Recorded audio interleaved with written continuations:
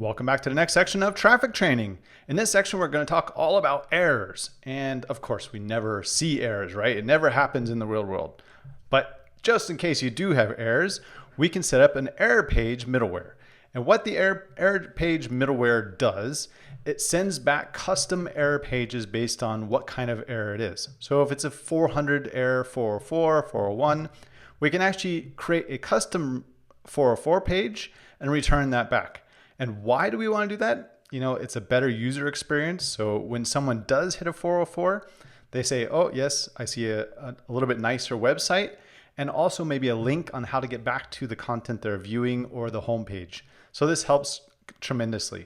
Also, if it's a really bad issue, like a 500 error, gateway error, maybe you can actually say, hey, open a support ticket, submit this to, the website administrator.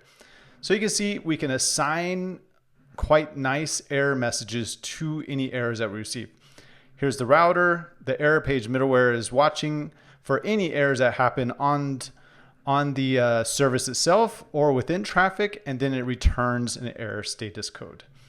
How does it actually work? It has several different configurations, but this is just the basic, and we basically enable the middleware test ErrorPage.errors status, and here we can give it a single error, so just 500, or a range of errors. And it depends how granular you want to get with your error pages, but you have the option.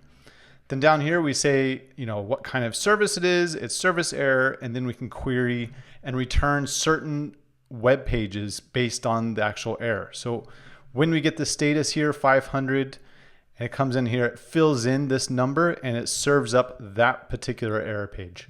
And that's how it works. We're going to check it out a little bit more in the lab and see exactly how we're going to make custom error pages for errors. Join me in the lab.